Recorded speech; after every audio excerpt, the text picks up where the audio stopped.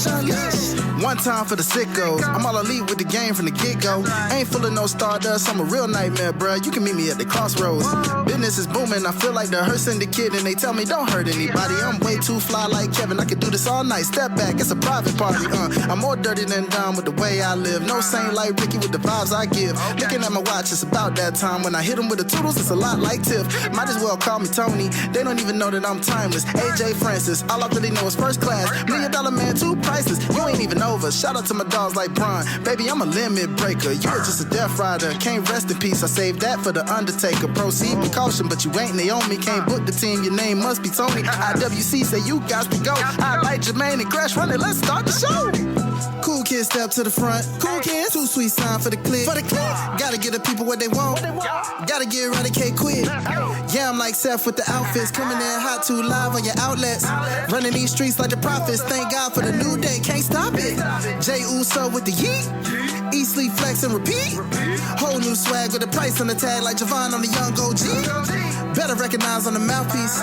See the power level gotta increase. Bring your content on the daily. Feeling like Gresh unleashed. Greetings and salutations, ladies and gentlemen, boys and girls, non-binary pals, baby mamas, baby daddies, and everybody in between. Welcome back to the Gresh Unleashed podcast. This is episode 144 of the show that brings you the good vibes to the best of our abilities. Joining you as always is the voice that does the most, the purveyor of mischief, Gresh. And joining me as always is my guy, my tall giant of the familia. He is none other the VP of tomfoolery. He is representing the Sucio Sports as well as being the king of the Giants himself. He is none other than Jermaine the Giants. Say it 3 times and it means something. What's good with you, brother? Bro, I'm just living life. Happy to be here tonight with y'all. Like it's golden. Oh man, shit! I thought you was about to start singing. I was about to start dancing. I was like, man. well, hey, look. man. Hey, man. I'm just trying to look. Listen, people, I'm going to pull back the curtain a little bit. There's a certain thing in this thing we do called podcast and radio entertainment and everything. Sometimes you have a first chair, you have a second chair, or whatever. You have a host or a co-host, whatever it is. My job is to feed off of whatever energy he's putting out there, or whatever. So if he goes to singing, I need to start dancing and back up singing. Doodle bop. Doodle bop. You know, like, look, that's you gotta coordinate. You gotta coordinate. Coordination. And speaking of coordination, we appreciate you guys for rocking with us as always. As we are, like I said, we are winding down our time together this year because Christmas is literally in 2 weeks. What the? Yeah. Wait. Yeah, 2 weeks from Thursday. Damn. Yeah. Bruh. Next week is the 18th, and then right after that it is Christmas, and then right after that is New Year's Day. So we're literally 3 weeks until the new year. Bruh, like that shit is wild, bruh. Yeah. So matter of fact, I gotta text my cousin because he does a little family get together, like a Christmas party. And I'm on the committee. I gotta be responsible for shit. You know what I'm saying? Yeah. Run it back. Run that shit back. But like, so I gotta make sure I gotta get my ugly sweater in order. Mm-hmm. And damn, because that's next Saturday. Because this Saturday is the 13th. Yeah, damn. Okay, yeah. Yeah. This Saturday, the 13th, which is also the final match, allegedly, because it is wrestling, of John Cena.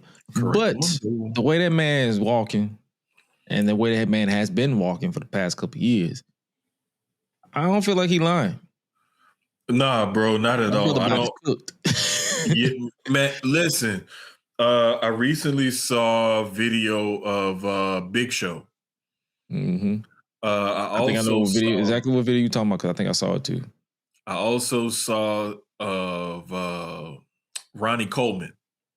If people in the bodybuilding and everything, like you know who Ronnie Coleman is. Oh yeah.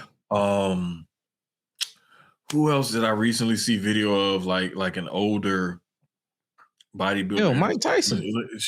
Oh yeah, Mike. The one that hit me the hardest though, no lie, was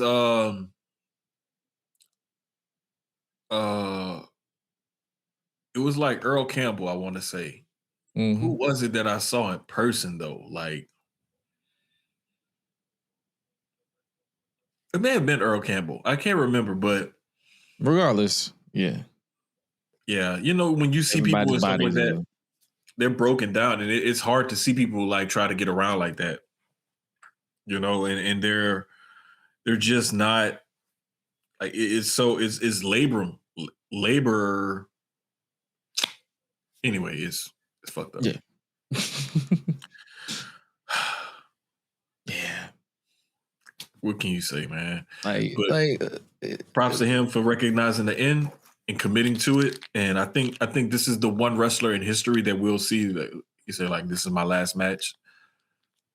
If there's anybody that I'm gonna believe, it's John Cena.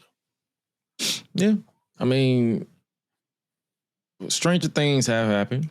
I'm not even talking just about the Netflix show, but I'm also but I do feel like he's wrapping it up. So, hey, man, can't really fault the man. What a career. We'll definitely talk about him in just a little bit because I want to get our thoughts on the career of John Cena when we get there.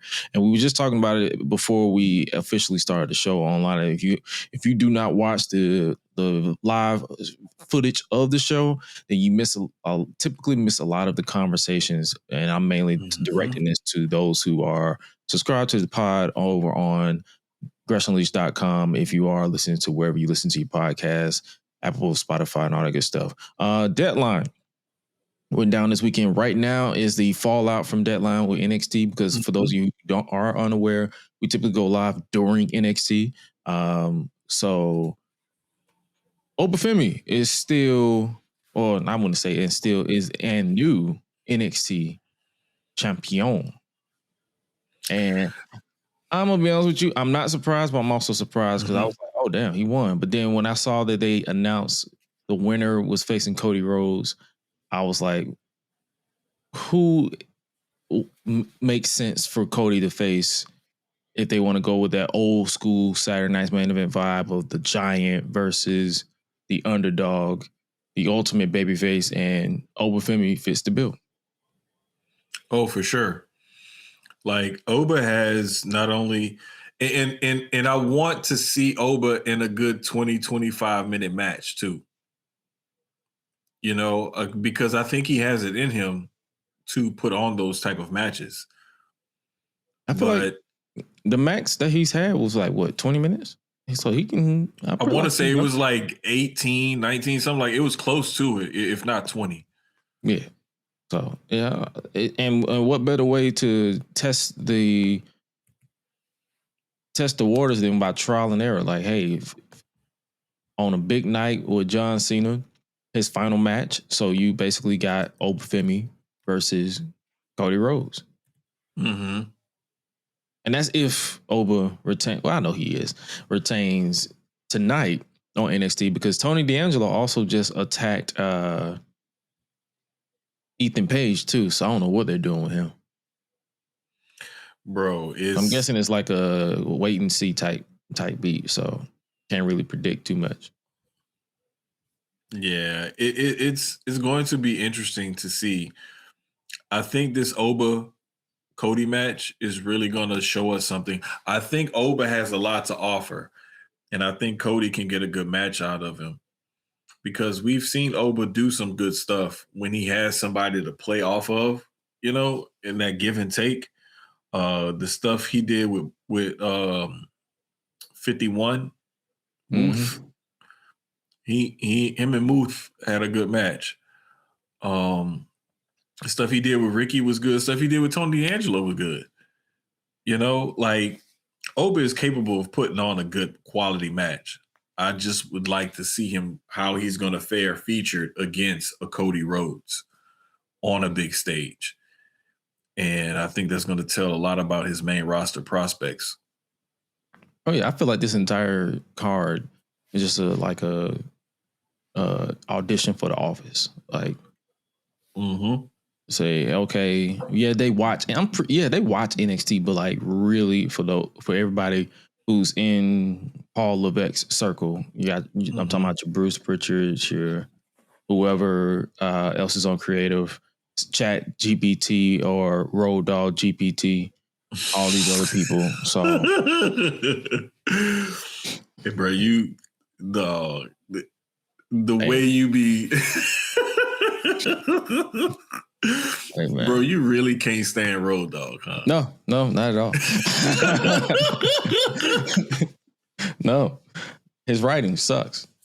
I'm sorry. Hey man, I just have to mess with you about it because I know that's one of your like the crux of your existence when you watch SmackDown. He is the bane of my existence. Yes, yes, there you go. Yes. Every time I watch SmackDown, I'm like, here we go with some bullshit, and by bullshit, I fall asleep immediately. Yeah. See, at least with Raw, I stay up a good hour and a half. Mm-hmm. But with SmackDown, I'd be like, yeah, I'm cooked. I'm going to bed. Nothing of importance is happening. Man, it's funny though, bro, because like you got such good talent down there to cook with that it's almost hard for you to mess it up. Somehow, some way. You watched Deadline, right? So you know how during the Women's Iron Survivor Challenge, they sold Ruka, I guess, her knee. Yes. She just wrestled against Ren Sinclair. Yeah, I'm watching it right now. Perfectly fine. And she doesn't have a brace on it either. Yeah, so like, why not just have her win? Bro, I don't know. Never mind. I don't know. Your TV's ahead of mine because you know mine is a little bit behind. Oh, true. But I'm just saying, like, still, it's like it don't make sense. Anyway. But who did win was obviously we talked about Javon Evans. Kendall Gray, the Gray Graps. Are you a fan? I'm becoming more and more of a fan as I continue to watch her matches and watch her progress and everything. I'm becoming more and more of a fan. Gotcha. Because she I don't to watch me, I don't really watch it either, but I've been noticing her on NXT and stuff. Mm-hmm. That's where I've been peeping her out. I think I may have seen like one or so of her Evolve matches. But like, bro, she's got it. She's got it. She is who people think Becky Lynch is as far as being an in-ring performer. She has that kind of quirky kind of style, but she's really good. She's really technically, like she's very entertaining, technically sound too. Is she an independent signer or is like somebody who's just fresh? Both, because I don't even think she's 24 yet. No, the reason I ask, you know how they're signing a mixture of like independent talent as well as new, like people who've never wrestled before. Because if she's never wrestled before and she's this good, brother. Because I actually watched her in this match, I was like, yo, she's actually like her transitions and her technical prowess, as the old heads would like to say, is there. Oh, she's an NIL silent. So she's not even an independent wrestler. Like, you know how some people got some training under their belt. She's literally a WWE prospect. Yeah, I was just looking it up. Yeah, because she is exactly 24. That's what I thought. She was at least like around that age. I couldn't remember exactly, but yeah, bro, like they cranking them out like this. Her, Kalani Jordan, Callie who else Armstrong. is one of their other NIL sons? Callie Armstrong. There's also like even like if you look at Shiloh Hill and Jasper Troy, like Oh, she's a former Both amateur of those wrestler. guys. Oh, okay, gotcha. Okay, so that does Yeah, help when because you're a former amateur wrestler. Like you can yeah, that get makes some sense. basics. Right. She's just taken to it like, a fish in water, basically, Mm-hmm. So, is what it seems like. Because, bro, like from what the little that I've seen of her, I've been really impressed and really entertained. And it's like sometimes you'll get more of the like the look, the personality, and all the other stuff, but the in-ring stuff is kind of mm-hmm. and they may not have the personality or something like that, or like they like this in-ring like savant, but like the charisma and certain things are missing. Oh, pretty much Natalia before she became Natty. To me, I even think, bro, like she had it back then. They just didn't tap into that's what I it. mean. Like the character they was giving Natalia, Mm-hmm. I was bored. Well, in the ring, I'm like, okay, I can see why they call her the best. But then Bro, that's when then the bell rung again and the match is over, and I'm like, mm-hmm. all right, I don't care anymore because they're not giving me a reason. Right. She's been doing it like consistently. Every time they give her a next, like, all right, we want to see you here, perform here. We want to see you perform here. Like she's keeps stepping up to the plate every time they put it in front of her, just like Javon is doing. And I can see why these two won the Iron Survivor matches. They're both extremely young, extremely talented. The only difference is, like you said, she was an NIL signing. Javon has some, indie experience under his belt before he was brought under the WWE ring. Shout out Jay Malachi. Bingo. So it's like you got both sides of the developmental coin, basically. You got one with some indie experience, one that, you basically trained out of your NIL program. They both shining. Shout out to them. Shout out to this Iron Survivor Challenge because this continued to be my favorite match type of in recent memory. Like I know I saw somewhere online they was like, "Hey, should WWE bring that shit to main?" No. Keep it exactly how it is. Keep it, under wraps and for what it is, because the thing is, people that want to translate everything from NXT to the main roster, you have to understand it's a different beast, a different animal that you're dealing with when you go from NXT to the main roster. Mm-hmm. You can't book it the same. Some stars won't project the same. Move sets, things like that. Some things just won't get over on the main roster the way it does in NXT. And you also forgot one prime thing. Triple H doesn't want to beat anybody. Like this particular match type requires you to get pinned. Like up to like 5 to 10 times. Because there's a shit ton of decisions sometimes in the match. Like that year Trick, was it last year or was it the year before? Last year. I can't remember. It was last year. Okay. Where they literally had to time it perfectly. He had 4 decisions. Within, I think, like, what was it? Like 60 seconds, 80 seconds? Yeah, it was something ridiculous like that. It was like within the last 5 minutes of the match for sure. No, I'm talking about, yeah, because he got one fall and then it came down to literally like that 80 seconds where he beat Tyler Bate, Baron Corbin, or was it Dijak? Dijak. I don't know why I got him confused. I got my tall guys confused. Dijak. and then he blocked the spear with the trick knee from Bron Breakker and pinned him last to get the deciding fall. And it was literally I think it was like 2 seconds to spare.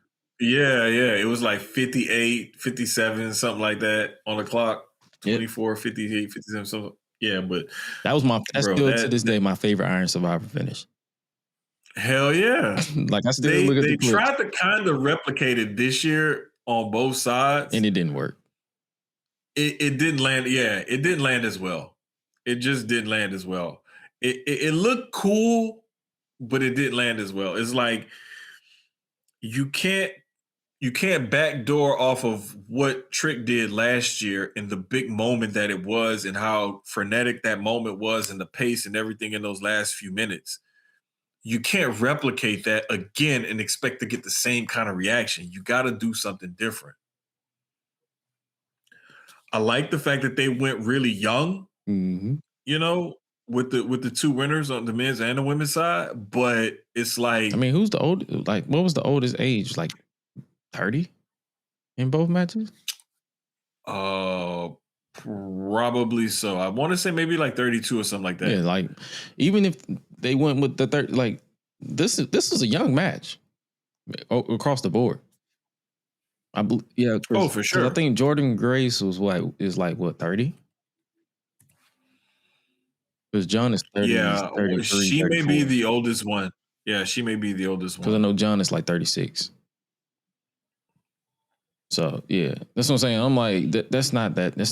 Yeah. So the whole match itself was pretty young. But yeah, Deadline. Yeah, it was fun. I had no idea what was going on in the other matches because, like I said, I barely watch NXT nowadays.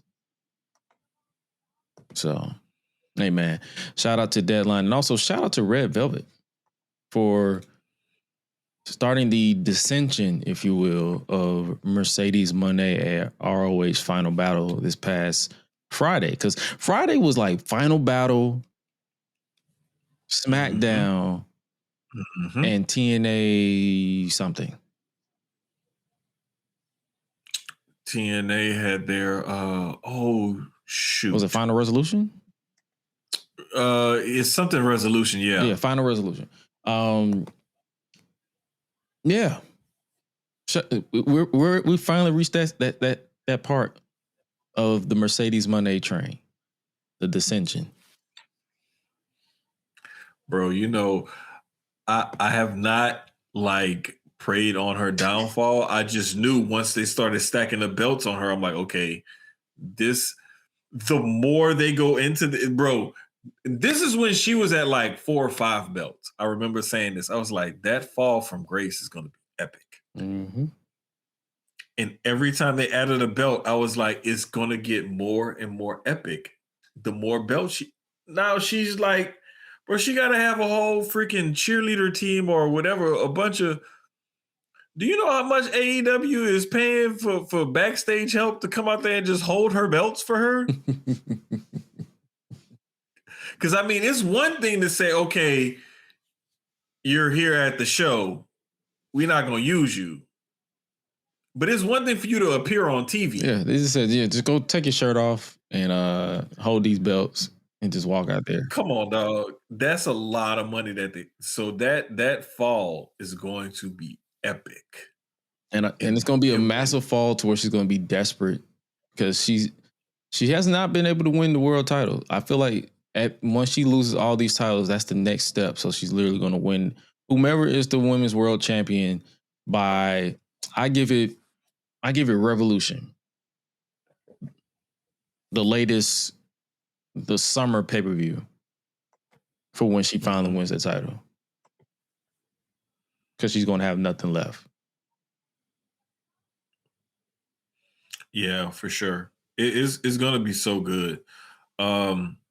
Oldest in each match, Joe Hendry is 37. Jordan Grace is 29. Okay. You said, how old is Joe Hendry? 37. Oh, so yeah, never mind. He was an old ass nigga. Never mind. That's what I'm saying. I couldn't remember. I thought he was more like 34, 35. That nigga's almost 40. Like 37. Yes, bro. Yes. I don't know what's up people's obsession with this age thing though, because I'm like, if they still over and they can move, who gives a fuck? Who gives a shit? Thank you. Who cares? Nobody. But I know who do care about retiring an old ass nigga, and that is the Ring General, Gunther, who won the last time, is now tournament on SmackDown. See, Road Dogg GPT did not script this because it's so easy to script a tournament match. I saw a mixed reaction. I try to ignore it because niggas are fickle, but I saw the mixed reaction. Mm-hmm.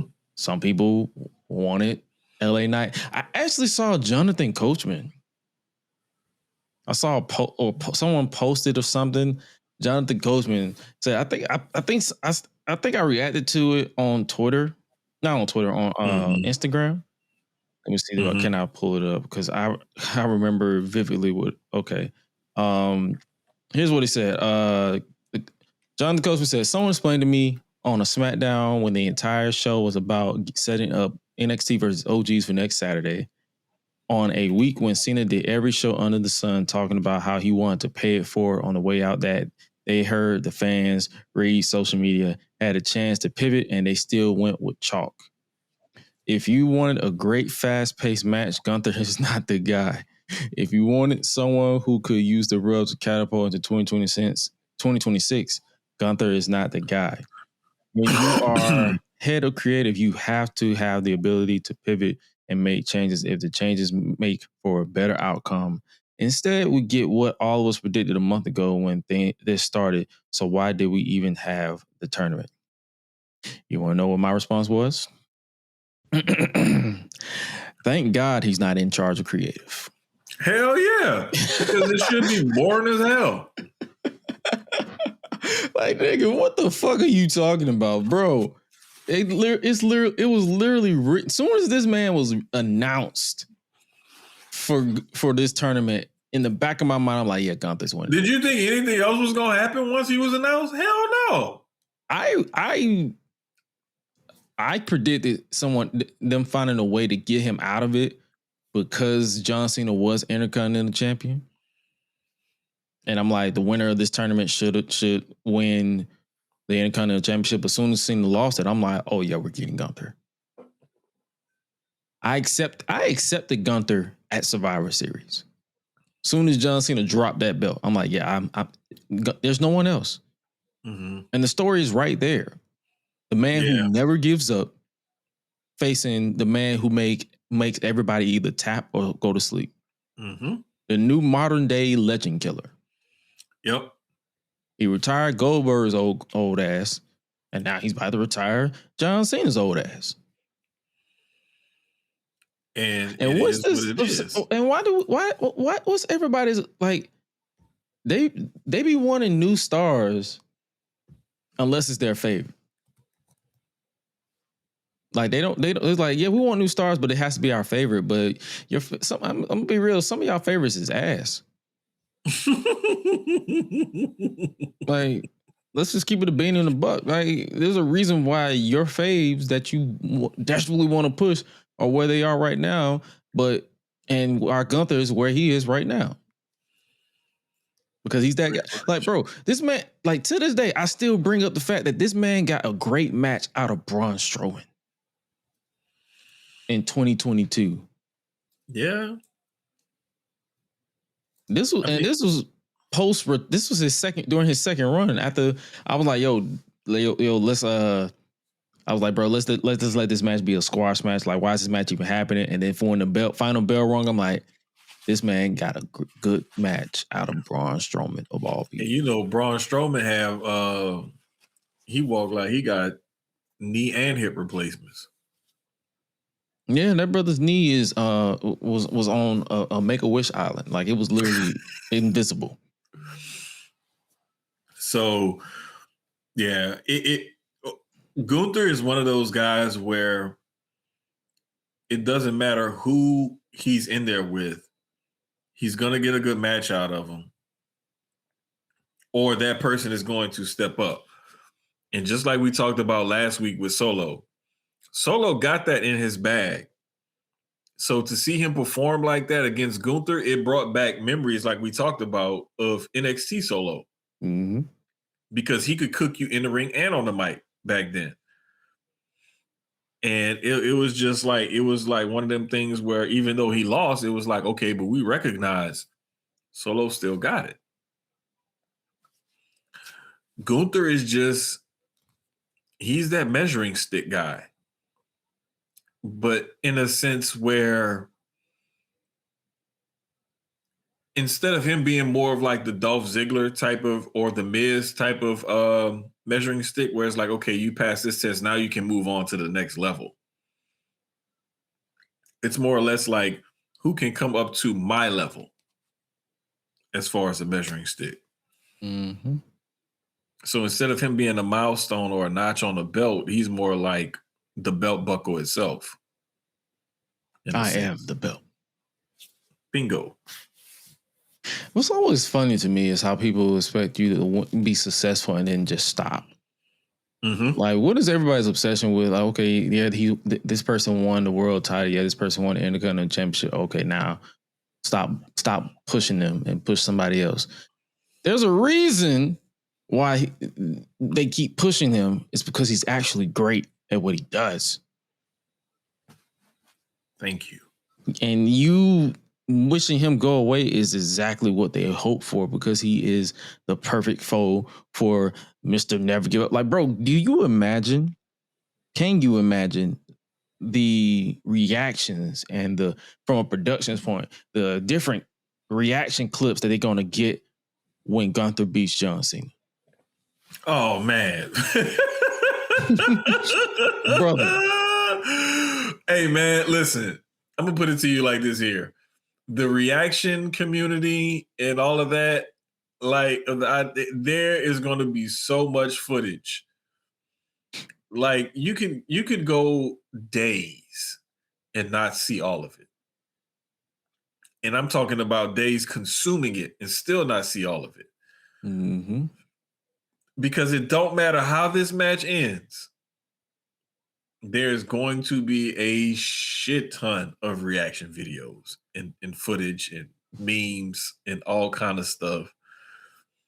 There will be whole new podcasts spawned because of this. Oh yeah, this is gonna be we're gonna get a new Time Is Now podcast from Jack in the Box motherfuckers down the street.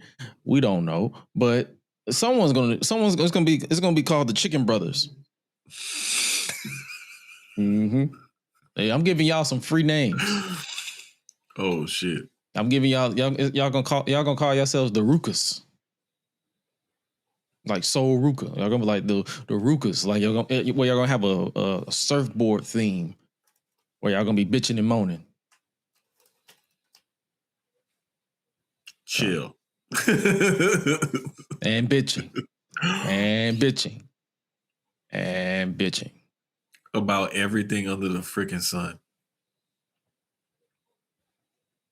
But speaking of that bitch though, mm-hmm. Jade is approaching 40 days as women's champion. And I don't know what they're doing with her. I'm watching Road Dog GPT just vibing over there on SmackDown.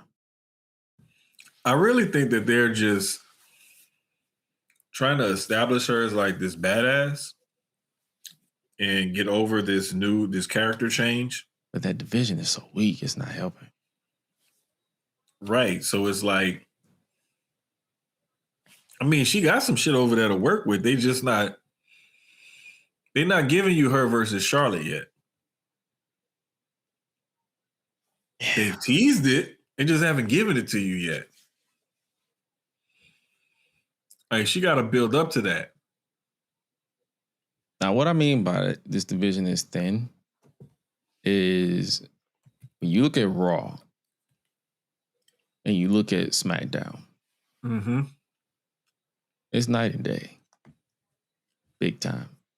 Because Julia is out there not getting a single lick of a reaction. And she was treated as a big deal during her debut. And she is a big deal. But they haven't really been giving her. I feel like they should have kept the women's U.S. title on her and had her pull Ilya Dragunov, because people weren't really reacted to him until they rung the bell. Yeah, because I mean, in that SmackDown women's division, you got I feel like we look up who's in the division every week, and that's the problem because we don't know who the fuck is on this product. I swear we look it up every single week. Like, who is on this roster? Bro, but I'm saying though, like she got some people to work with. It's just like we need to see like something special out of her or her opponent to like spark these feuds and like make us more interested in it. And I think that they're gonna cook something soon. I'm hoping. But her fucking with Chelsea and Alba, that's like a stepping stone type of feud. That's like when you're a football coach and you coaching at a group of 5 school, but you're trying to get a Power 4 job. Yep. It's a stepping stone job. You know, when you have one of them mid-majors and you tired of being like the 9 through 13 seed in the basketball tournament and you ready to step up to like the SEC or the Big Ten or something, the ACC. Mm-hmm. She let her take care of the mid-majors first. Build that resume up a little bit. I think that's what they're doing with it. That's the only thing that I can think of. Or Road Dogg just fucking suck. God dang it, bro. Like,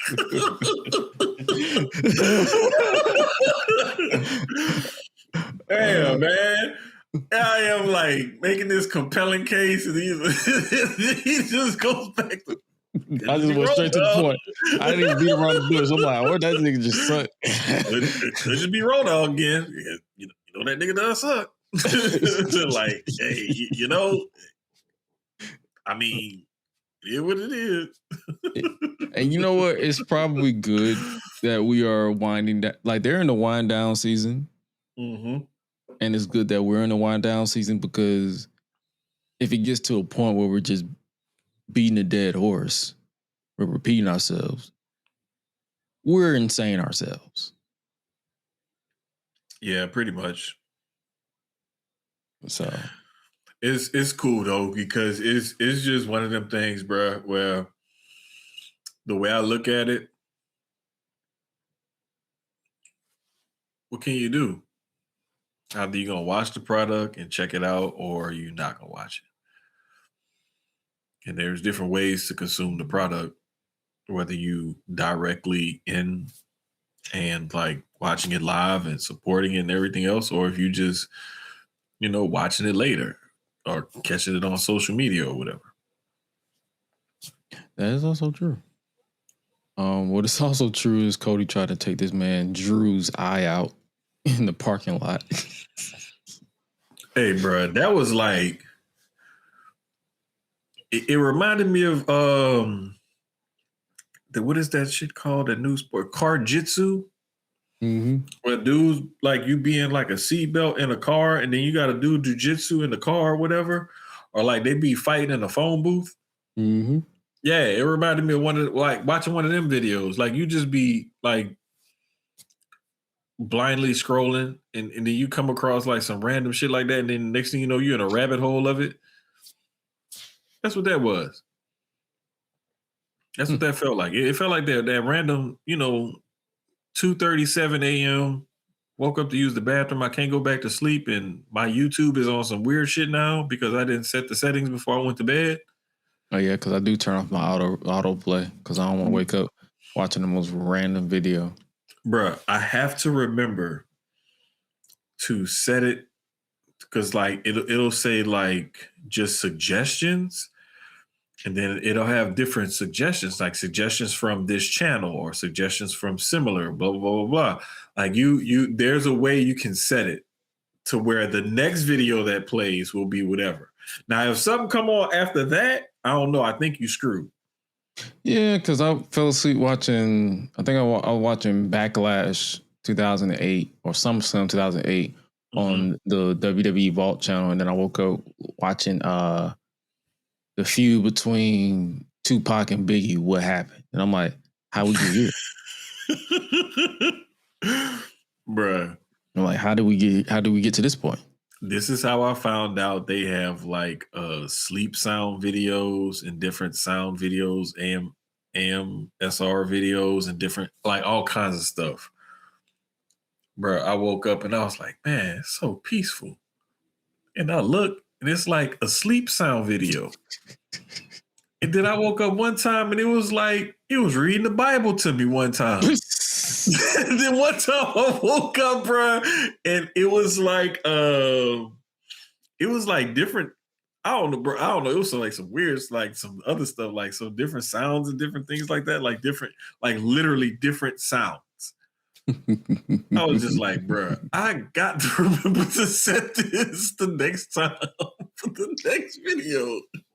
But speaking of different sounds and random sounds, that car that LA Knight got crushed on kept making that one chirping sound. And it basically turned the entire series segment into, I was just laughing for like 5 minutes. Cause I'm like, why is that? Is this that? Cause you know how when you crash into a car, it's like, dun. It was like, this one was like, dun, dun, dun. And I'm like, bro, this is like, you got Adam Pearce over here about to have a stroke. And all you hear is, dun, dun, dun. Shout out the highlight, man. Highlight had me dying laughing in the chat earlier. He said that he said it was a Buick. The Equinox. Equinox. He confused me. Because I was barely paying attention. All I just saw was Equinox. And I'm like, wait, how did we get here? What? Bro, I was so confused. And I was like, you know what? I'm not gonna ask because maybe everybody else understands, and maybe I'm the one that's stupid right now. No. And then you was like, what the hell are you talking about? I was like, thank you, because I thought I was the only one. What the hell are you talking about right now? What are we doing? Oh, man. Then when he explained it was even funnier. Bruh. Oh, man. Oh, my gosh. But according to Twitter, everybody dooming and glooming. Mm-hmm. LA Knight got buried. There go that word again. Oh my gosh. I wish. Can we? I hope wrestling comes up with new words and all these words and insider terms that people just be throwing around like the funny feathers thing, coming out of downfield pillow. I wish they just go away. I feel like I told y'all this a multitude of times. But it's not even insider terms because people in the industry don't even say it. Nope. The only people who said it was the niggas in WCW because they gave Vince Russo the pen. And he had them say shoot and buried. But in modern terms, nobody in the actual industry says that shit. Just wrestling fans. Mm-hmm. Yeah. And so for those of you who are dooming and glooming, let me ask you: is Buried being featured as a main character across multiple segments? Mm-hmm. Is Buried getting destroyed 4 versus 1? I don't say Roman Reigns gets buried every time he gets written off TV. Bro, there's a reason why LA Knight has constantly been mentioned as the busiest superstar in WWE this year because he has the most televised matches this year. How is he buried? If he's constantly should he win most of them? Yes. Like, I don't understand. Like, how do you bury somebody and they have the most televised matches? Oh, they gotta win. Like they gotta win because if you don't win, you're buried 6 feet deep. Rest in peace. Whatever the Undertaker. Like, come on, man. Like, what the fuck are y'all doing? Like, shut the hell up. Like, just shut the hell up because y'all sound stupid saying stuff like that. And I mean, bro, like if I'm a superstar and I'm getting all of these matches on TV every week and I'm being featured in different segments every single week, even if I'm not wrestling. and I'm in fucking commercials and stuff. And they decide to write me off TV by having me get tsunami on top of a Chevy Equinox with fucking Logan Paul and his 40 million YouTube subscribers or whatever the hell standing right there next to me. You goddamn man, listen. Hey, bro, can we pick something a little different? Because like I'm like 6'5". So I just want to make sure I'm comfortable while you about to tsunami me on top of this vehicle. Can we do like a Tahoe or a Suburban? Or at least an SUV. Like, come on, man. Can a brother get a Tahoe or a Suburban? At least. Or at least a Ford F-150. Like, at least a Ford. I mean, come on, bro. Like, dang. Like, I'm a do the job, but can I be comfortable while I do the job? That's all I'm asking. That's all I'm asking. That's all I'm asking. Was there really a Chevy Equinox? We don't know. We just assuming. Listen, Highlight said he knows for a fact because it was the same sound of his car or some car or something like that he's had or heard or something. So if my brother says so, I'm gonna believe. My Toyota made that same sound too when I had it back in the day. It said. Ding. Hey, bro.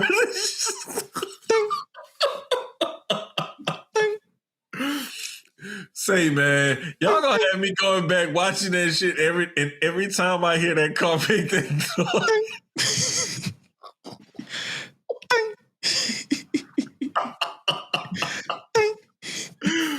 Say, hey, man, I hate y'all, man. I hate you niggas, man. Because let me tell you exactly what's gonna happen. I'm gonna be at a store or something in the parking lot or something, going somewhere, handling, doing something, and I'm gonna hear that noise, and I'm gonna crack the fuck up. People are gonna be looking at me like I'm crazy. Like, what the fuck is this nigga? Like, what is this? What's wrong with this nigga? Your kid's gonna be like, "Hey, bro, are you okay?" No, and I'm gonna be like, "Hey, bro, it's their fault. It's their fault. Let me tell you why. Blame the group chat. That's all I'm gonna say. Blame the group chat." Oh man, but speaking of character development or regression or whatever you want to call it, the Usos are back. I'm happy. Tag team division. I'm happy about this. I have a theory, but tell me why. Tell me more. Because I'm not gonna lie, seeing this new version of the Usos and this new version of the New Day, this intrigues me because it's a little bit of a nostalgia freak thing, but it's also because both groups have really like they've taken some serious turns since the last time they had a program or a match on TV. So we're not running it back like, you know, some old feud or something like that we just doing the same thing again just for the sake of it. This feels, it's the same feud, but it has a new coat of paint, basically. Did you peep that promo that the New Day cut during a commercial? I can't remember exactly what they said, but I know it was pretty funny. Oh yeah, it was. I liked it. Kofi was like, Jay couldn't hack it on his own, so he went and brought when him and his brother wanted to rejoin the tag team division. How'd that work? Mm-hmm. How'd that work? And then I think Woods basically said Rikishi got BMI. He said you can bring the face paint, you can bring the Ula Follows, you can bring your daddy with the BMI. I'm like, huh? Like, huh? Hey, bro, listen. We know we're going to get entertained by these guys. But they said next week, so I'm guessing it's going down next week. Hey, listen, we know we're going to be entertained. So I'm looking forward to it. With the Usos back, they're trying to juice up that tag division because, you know, the SmackDown tag division has been on fire. they kind of cooled off lately because they've shifted the focus of SmackDown. But that SmackDown tag division at one point was like the hottest division outside of the NXT women's division this year for WWE. Now it's just the women's tag team division, which is something I never thought I'd say. Bro, it's weird how you get those shifts, it ebbs and flows in the different divisions and who's putting on the best matches, who's been the most entertaining character-wise, storyline-wise, in-ring-wise, whatever. Like it ebbs and flows and shifts, but putting these teams back together again with the changes that they've both gone through.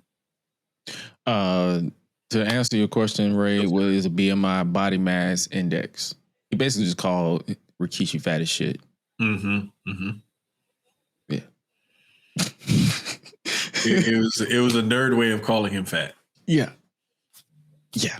But my theory for this is I feel like because Jay crashed out last week, as they like to say.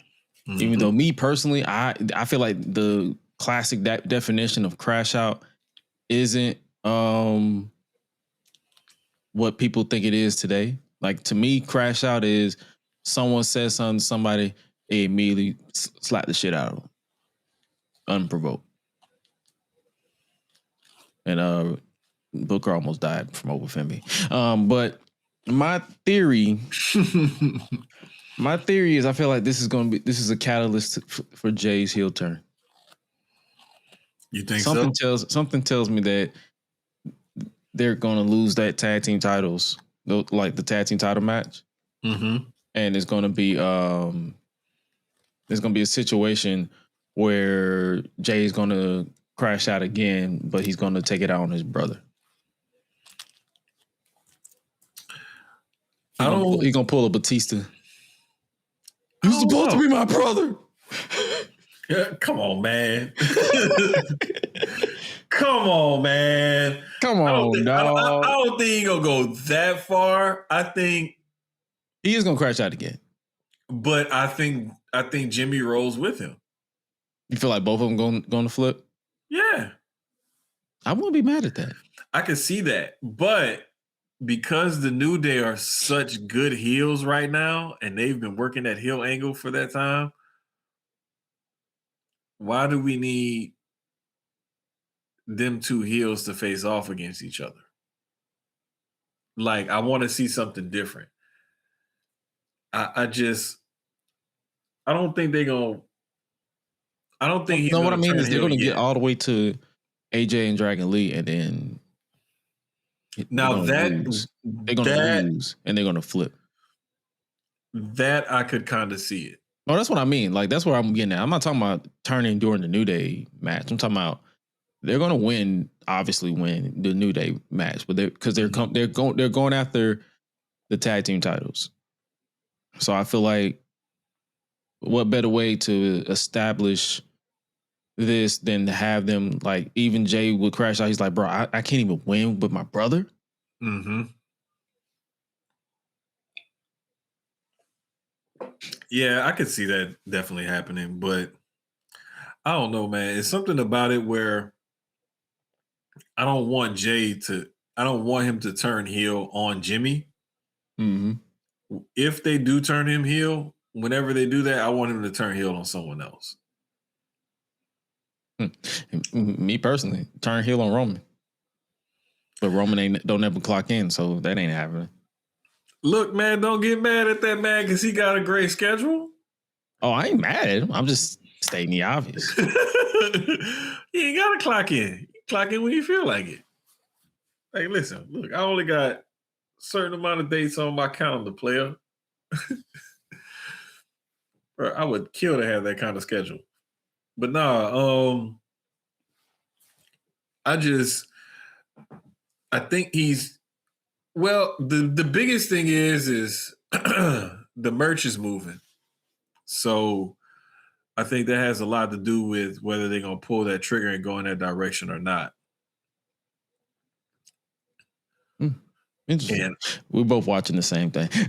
yeah, I don't see it happening. So, but yeah. But what thrown last off. bit from Raw? What do you see happening with this masked man? Because this is a different person. Bro, listen. I heard one was Theory and one was Montez Ford. No, the one in Survivor Series was Theory. Definitely Theory. But this one, he moved way different. And the build was different. The build was kind of different. And bro, I don't know, bro. This shit is I like it simply because they keep them 100% covered up and they keep doing the same moves.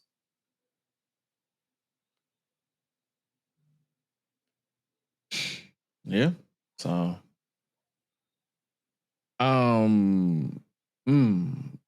my thing is, how long you think they finna drag this shit out? Let's see. We December 9th. So after WrestleMania? Nah, I think I think we may get to the Rumble or so. It's gonna be either the Rumble or sometime before it's gonna be either at the Rumble or just before the Rumble. But we're gonna find anniversary out. Show? We're gonna find we may find out at that Netflix January 5th show. Yeah. Well, they dubbing it the anniversary show now. That's why I asked. Okay, we may find out at the anniversary show. So if not, we're gonna find out sometime after that. Between that anniversary show and the Rumble, I think is when we find out. Somewhere in there. Ray asked, y'all think they might acknowledge it's two people or not? I wouldn't be surprised because that would be an interesting twist because everybody's theorizing. They're like, okay, it's two people or more than one people. Bruh. What if they did one of them goofy ass things where it's like 7 people out there? I look, you know me, I'm down for the chaos. I'm down for it all together. The more chaotic, the better. What if this is Retribution coming back? Man, if you don't get out of here.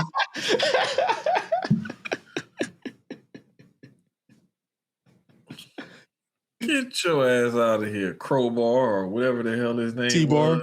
T-Bar, yeah. Sure. He said, man, if you don't shut the fuck up. I'm just bullshitting. 2020 was a wild time to watch. Bruh. It was just like, random shit. It was either really good or really shitty. Yeah. You didn't get it in between. No in between. No in between. So yeah. But last bit from Raw, this promo from Bron Breakker, who's still looking his complexion, his race this week. I can give him that.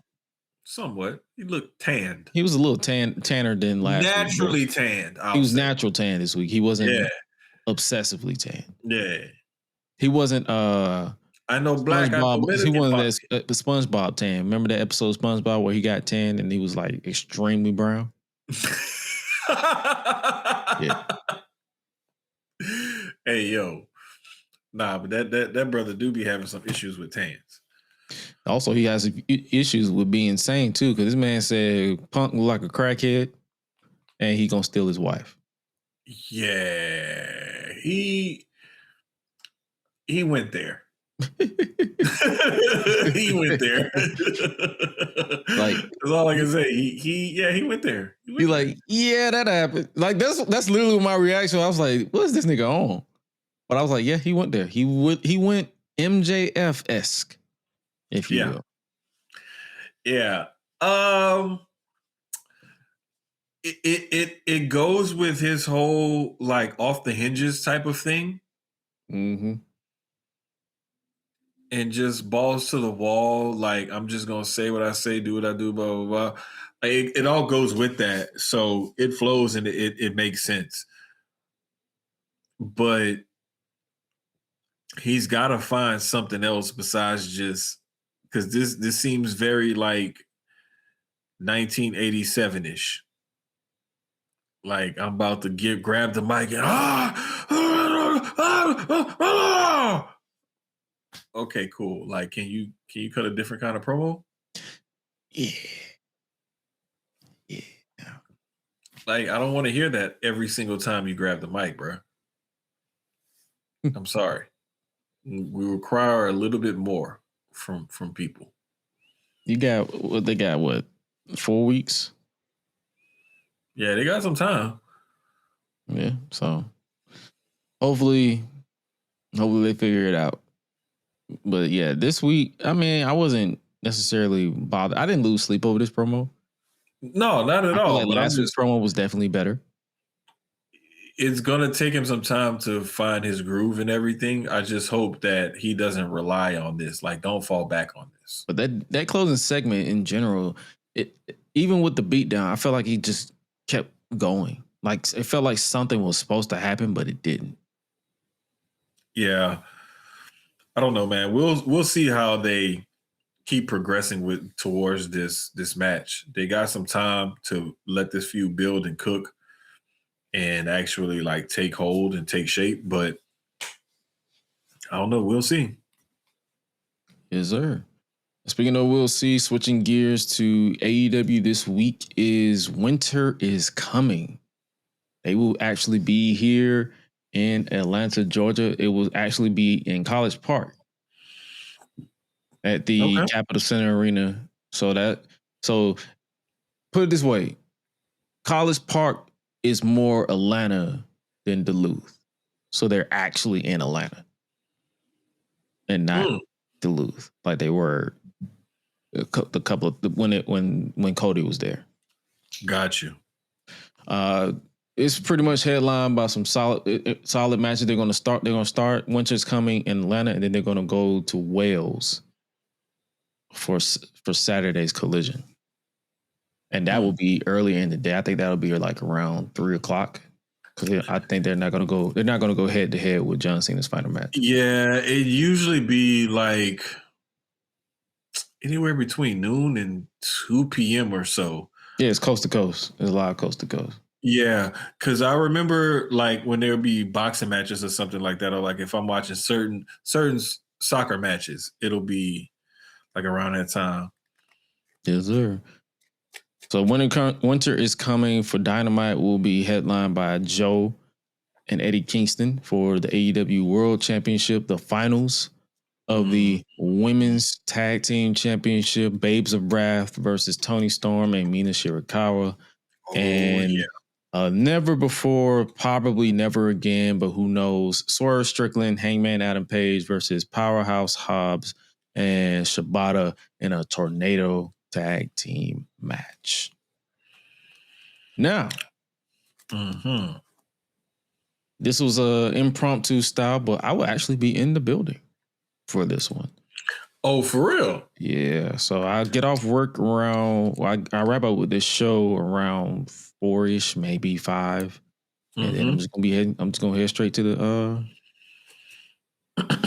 to the stadium. I might go to my car because I park at the train station. I'm gonna go to my car, leave my book bag in my car, or I'm not gonna publicly say what I'm gonna do, but I'm gonna put my book bag in my trunk, and then because I don't like to carry my book bag around, and I'm just gonna go straight to the train because paying to park is a headache during the holidays. So, whereas that's on the train line, like I think it's a couple of blocks from the train station, so all I gotta do is literally just hit the train, and hopefully they let out in time that the train doesn't stop. Got you. So. Yeah. Okay. Yeah. Because at first I didn't think you was gonna be able to make it, or you wasn't gonna feel like going or whatever. So I wasn't, but then buddy of mine hit me up with his tickets because he can't make it, and he was like, they were like $45 a piece for 2 tickets. So I was like, I'll take those. They're not that bad. It's better than spending $500 for John Cena's final match for nosebleed. Hey, bro. Damn, whew, Lord have mercy. You got to be rich to do stuff like that. Even if I was rich, I'd be like,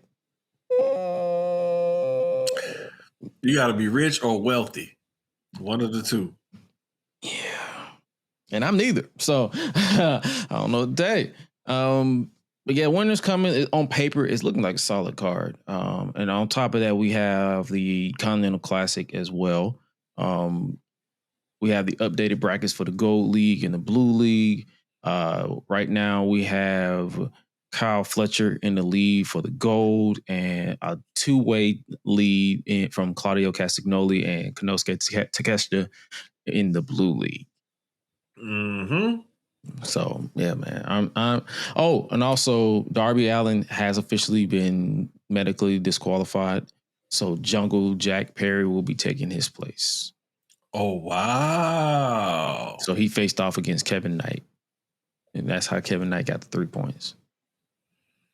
Oh wow! Or is that no? I lied. He picked up Darby's point, so he hasn't even faced off against anybody yet. Okay. Yeah, Jack Perry coming in for Darby is pretty interesting. Yeah, so I want to know how his involvement will affect the field, and hey, let's see how it goes from there. But yeah, AEW this week, Winter is Coming, and then I think the Cardiff Wells card is pretty solid on paper. Let me see what the card. I think I got it right in front of me. I could be wrong. But I believe Swerve Strickland will be facing someone like a lot of these people are pulling double duty, even though it's like pretty solid. Swerve Strickland will face Josh Alexander on Saturday. Mark Briscoe will defend the TNT Championship against Daniel Garcia. Mm-hmm. And Jamie Hayter and Chris Stapp will face the Sisters of Sin. Okay. So, that's what I'm saying. Pretty solid weekend of AEW wrestling this week and going. Yeah, that's good. And I mean, I like when they kind of fight back at WWE, like when WWE is trying to snuff them out, or if WWE is having a big event and they kind of poke the bear or whatever that weekend or that same day or whatever. I like that. You know. But speaking of WWE and them taking over this weekend, this Saturday, it's Saturday night's main event, which will be headlined by John Cena's final match as he goes one-on-one with the Ring General Gunther. This is a match I am ready to see unfold. And Gunther's winning. Yeah. As much it's like because I've seen some debate. I've seen some people say they feel like Gunther shouldn't win because it's John Cena's last match, and he's already lost to 2 people during this retirement, or 3 people during this retirement tour. That being Cody Rhodes, Brock Lesnar, and Dominic Mysterio. Mm-hmm. So it's like he shouldn't go out on his back. But I'm like, what's the better story? Bro, The guy who never gets up or gives up, turning purple because he's getting choked out by the Ring General. Yeah, even if he don't tap out, if the referee just be like, "Nah, fuck this shit, bitch. It's match over." Mm-hmm. You not breathing. Fuck you want me to do? Or what? Do you see? Now let me ask you: do you see John Cena tapping out? Because he's never tapped out during this incarnation of John Cena. He tapped out when he first started, and when he was the Doctor of Thugonomics. But he's never tapped out during the face of that runs the place. It makes it even more poetic of an ending. And he don't even have to do no full tap. Like he can literally just use his fingers and he just be like, yeah. Like he can just faint because he's so weak. He can just be like reaching for that rope, and then finally he just be like, I can't do it no more. I'm done. I'm cooked. Out of here. I'm out of here. I'm washed, bitch. What the fuck you want me to do? I'm down there 50. And I have to get hair implants and shit. I'm still getting them done. I'm going to do movies like I was teasing Dwayne about over 10 years ago. So fuck y'all. Like, I'm too rich for this shit. Like, fuck this shit. I'm done. Fuck this shit. I'm out. You know? I'm not mad at it. Like, this is going to be highly anticipated. So, hey, man, Gunther wins, and John Cena's going to have, since it's streaming on Peacock, John Cena's going to have some time to cut a promo. He won't get cut off. Like another guy that Gunther retired. And the next match, we just mentioned it briefly. Cody Rhodes, WWE Undisputed Champion, will face Obafemi, the current NXT champion, who just retained his NXT championship thanks to Ricky Saints. Mm-hmm. So I'm guessing they're turning Ricky heel. I guess. I mean, he could just be going through a crash out moment because he lost his title, so he pissed off about it. Who knows? But I love what they did. I love the swerve of it. I love that Oba is going to fight Cody. I can't wait to see this. Realistically, I want like 20, 25 minutes. They probably give him like 12 to 15. Something like that. But I'm glad Oba will get this spotlight. I really don't care how it ends up. It's going to be good for him to get this spotlight. Sure. If this is not, if I had to make a bold prediction, I feel like Cody can take a loss here. Like Drew will screw him. Oh, of course. Of course. And Oba will stand tall. Darula will stand tall over the WWE champion.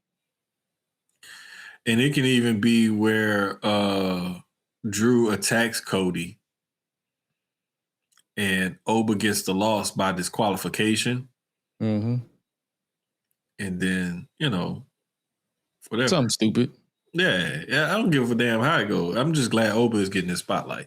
Something stupid. Yeah. Because we know they're going to keep him strong and they don't want Cody to look weak. And he can take a loss, because if Cody takes a loss to this guy, then that means like, damn, that's a bad motherfucker if he beat Cody. Mm-hmm. Any other outcome is like, it's still gravy for him. So regardless, like it's all about the showing and how the match is booked. Exactly. AKA Paul, don't do nothing stupid. Don't fuck it up. The next match we have is on the women's side, Bayley versus Sol Ruka. Very interested in this match as well, because we know Bayley is a consummate professional, one of the best wrestlers, period, on the planet. And she just loves this business and wants to give back. And we know how entertaining and talented and athletic Sol Ruka is. So this is going to be another match. I don't give a damn what the outcome is, bro. I'm just looking forward to this match. Again, same thing. I really think, like, if we're going to call it, Bayley will probably win. So Sol will learn her lesson or whatever. Bayley will still raise her hand, what have you. Hell, I wouldn't even mind seeing them turn Sol heel and having her attack Bayley after Bayley beat her. Do something different with it. Well, they're doing something with Zarya, so we'll see when that comes. And a match that a lot of people deemed a dream match of sorts, and that is AJ Lee, which is AJ Styles and Dragon Lee, will take on Javon Evans and Leon Slater. This is going to be for the spot monkeys and the sickos. AKA me. Bro, this match is about to be athletic and crazy as hell. We probably going to see some shit we haven't seen before. I'm just guessing. Because with the type of athleticism, and you got AJ, bro. AJ is his, like, the other team's combined age is like AJ's age. Literally, like damn near, because AJ's damn near 52. Not even joking. But like it is just, bro, and Dragon Lee is one of the best luchadors out there right now. Yes, sir. And we already know what Javon and Leon can do. And like, you still got an OG in the game, like AJ Styles in this match with all of those guys around him. Like, bro, that is just, oh man, bro. This match is about to be, bro. Lit. Yes, bro. The entire weekend is about to be lit, especially with this match. So get your tissues. Bruh, them dudes is 21 each, and AJ Styles is 48. Oh, yes. So legitimately, they're not even his age combined. Bro, I think AJ got kids their age. I think so. I think his oldest is close to 20. It being already 20. Good Lord, bro. This is wild. Yes, sir. And so I am ready to see how this weekend unfold. And honestly, yeah, his oldest is 20. Oh, cool. It's crazy. But yeah, this weekend is going to be great. It's one of them weekends where you got something to focus on, and it takes up like, okay, like this is going to be the main thing this weekend. Mm-hmm. But it always ends up being like that one little other something. You know what I'm saying? That you see or you watch or whatever. And it's like, damn, like, okay, John Cena's last match, yes, that was great. That was dope. And this was it. But man, I was at this place or I saw this one thing. And it was like, that really made my weekend. Always end up having something like that happen. Word. Shout out to Ashe Wrestling for their second anniversary show this past weekend. That's what did it for me this past weekend. Like I was locked in, and I'm like,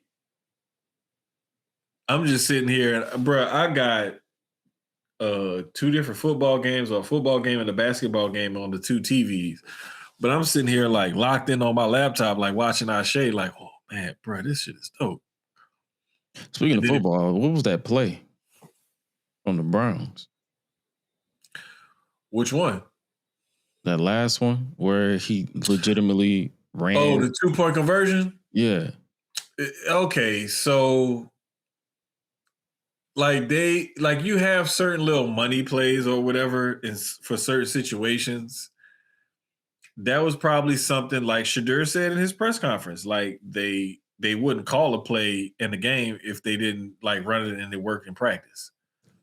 It was just one of them plays where he felt like, all right, I think we can work this. What happened was Quinshawn Judkins was supposed to pitch it and he didn't. And he fucked up the play by his indecision by not pitching it to the other guy that was looping around. That's where he fucked up at.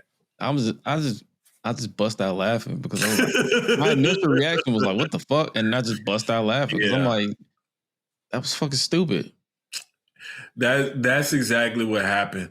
Like, because on that play, you don't have a quarterback on the field. You got the running back taking a direct snap. If he pitches it to the wide receiver that's looping around, like the defense is going to like key in on him, like trying to like take that one step forward, and then he's supposed to turn around and hand it off or pitch it to somebody looping around. Sometimes you may have a throwback action or something like that coming off of that play. There's a bunch of different stuff you can do, but the biggest thing is when you take that snap, if you run it in, you're supposed to have a clear lane running it in, like the defense is shifting to whoever is in motion. Right. If not, you're supposed to pitch it or hand it off. Like he just didn't read the fucking he had a brain fart. He had a fucking brain fart.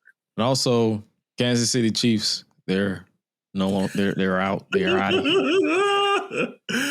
Hey man. They went down to 6-7. I was just telling a friend of mine because we was talking about it either earlier today or yesterday or something. I was like, hey bro, that Texans defense is Super Bowl contender worthy. Yep. And I'm not just saying that because I live down here or nothing like that. Like I watch that defense and I see like how little time the quarterback has to throw the ball when they're rushing just 4. When it's just 4, and they don't even have the type of defensive tackles that most teams have that can like rush the passer and really push the pocket from the middle. Like they don't have one of those, like, you know, like how the Eagles have Jordan Davis and Jalen Carter, or how the Buccaneers have Vita Vea, you know, to plug the middle. Like, or the freaking Chiefs themselves, they have Chris Jones. Chris Jones can play any 4 spots on the defensive line. Texans don't have defensive, but they got them 2 ends. They know, like, look, we coming off the edge, playing meet me at the quarterback. If we can get anything like average worthy play out of our defensive tackles, we're great. So and the good thing is that those guys that rush up the middle for them do a great job of feeding off of what they're left with when teams are so busy looking for Hunter and Will Anderson Jr. And kudos to the Texans for seeing how other teams like the Packers would line Michael Parsons up over the middle and have him rush over the middle. They started doing that with Will Anderson. Like, it's just, don't get me started. Don't get me started. That's what you got to. You guys got to tune into Sucio Sports so you can. Yeah, tomorrow. I'll look, if y'all want to. I'll do a whole freaking 30 minutes on just defensive line, pass rushing, offensive blocking, and all of that. I'll do a whole fucking tutorial if y'all want me to. Yes, sir. Hit us up and let us know. And speaking of letting you guys know, next week is not only the finale of this show, it is also the annual end of the year awards that will take place on episode 145. That is next week. And the categories, we finalized the categories. All we have to do is this week we'll be finalizing the nominees, and we will basically flip a coin or something and determine our winners. So make sure you guys tap into that. And because so basically next week we'll be talking about John Cena's final match. We'll be talking about whatever goes down like we always do, and we will wrap it up with the end of the year awards, giving our flowers to everybody who pretty much entertained us these past year. So, hey man, make sure you guys tap into that next week. And that is our show, ladies and gentlemen. Before we get up out of here, we got our typical song of the week. And you know what? I'm going to take a trip down to Compton, and I'm going old school. I'm going with Easy Real Motherfucking G's. Bruh. Man, wait till I tell my daughter what you picked tonight. She gonna be like, hey, bruh. She gonna be for real. Like, she loves that song. Dang it. Hold up. Let me see. Where was it?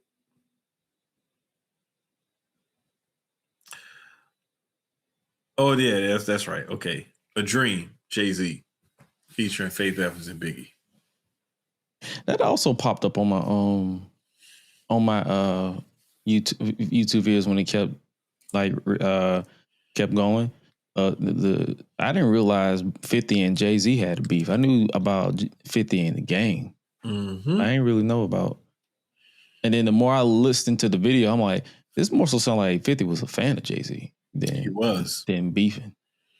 He was. And I think that it kind of hurt his feelings or whatever, not getting acknowledged by somebody that you're a fan of, and that kind of fuck with them. Which I've seen this happen in different forms and whatever, in different entertainment mediums and different spaces and different things like that. And that's why they say never meet your heroes. True. I mean, I've met some people that I admire and that I look up to that thankfully, you know, treated me right, guided me and shepherded me in the right direction.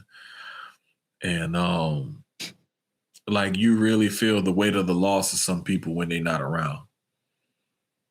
So that's why I tell people all the time, like, man, take advantage of, you know, your surroundings, and when you're surrounded by good people, just live in the moment and appreciate that shit, because one day it ain't gonna be here for you. So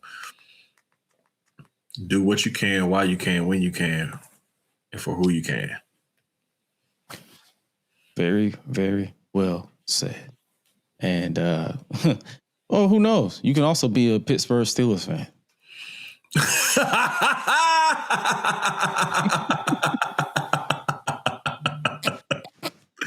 Hey, man.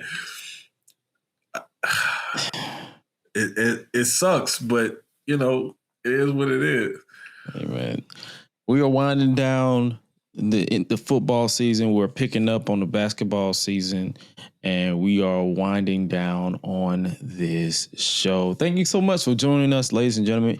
If you haven't already, make sure you guys tap into the podcast by subscribing by scanning that QR code, or listen to wherever you listen to your podcast, Gresh Unleashed.